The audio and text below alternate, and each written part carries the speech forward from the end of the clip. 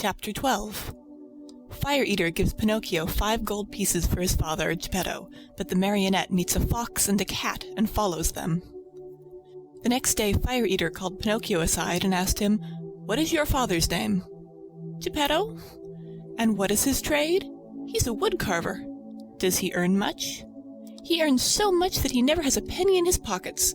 Just think that in order to buy me an ABC book for school, he had to sell the only coat he owned, a coat so full of darns and patches that it was a pity."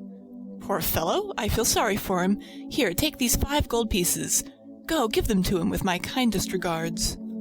Pinocchio, as may easily be imagined, thanked him 1,000 times.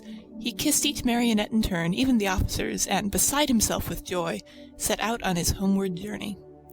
He had gone barely half a mile when he met a lame fox and a blind cat, walking together like 2 good friends.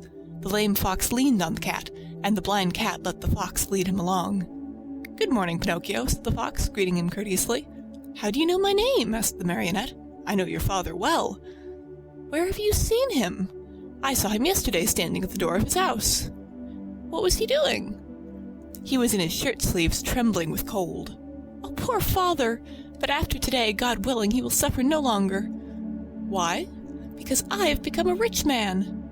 "You, a rich man?" said the fox, and he began to laugh out loud. The cat was laughing also, but tried to hide it by stroking his long whiskers. "There is nothing to laugh at!" cried Pinocchio angrily. "I am very sorry to make your mouth water, but these, as you know, are 5 new gold pieces." And he pulled out the gold pieces which Fire Eater had given him. At the cheerful tinkle of gold, the fox unconsciously held out his paw that was supposed to be lame, and the cat opened wide his 2 eyes till they looked like live coals, but he closed them again so quickly that Pinocchio did not notice. "And may I ask," inquired the fox, "what you were going to do with all that money?" "First of all," answered the marionette, "I want to buy a fine new coat for my father, a coat of gold and silver with diamond buttons. After that I'll buy an ABC book for myself." "For yourself?" "For myself. I want to go to school and study hard." "Look at me," said the fox. "For the silly reason of wanting to study, I have lost a paw."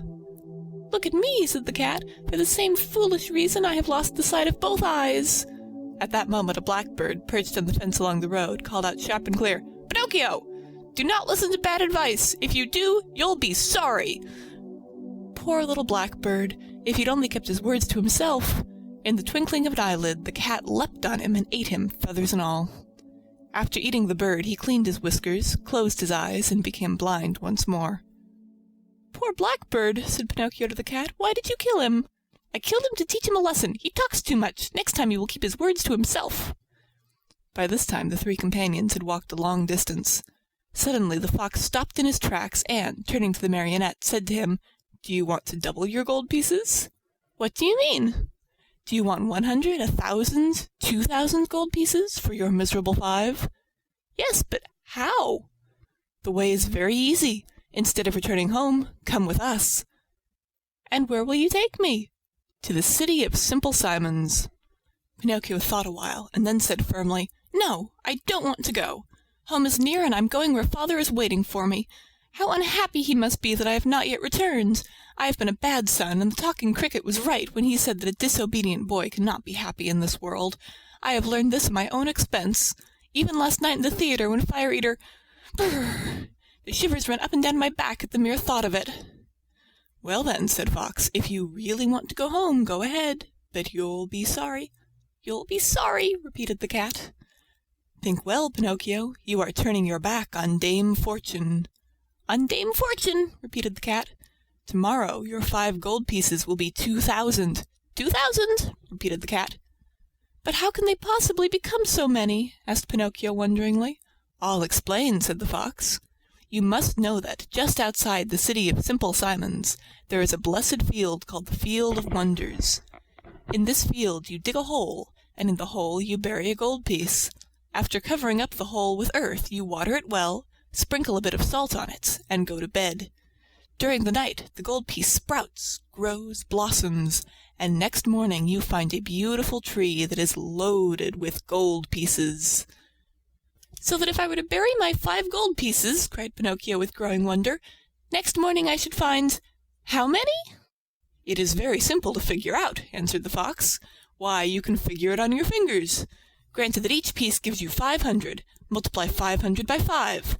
Next morning you will find 2,500 new, sparkling gold pieces." "Fine, fine!" cried Pinocchio, dancing about with joy.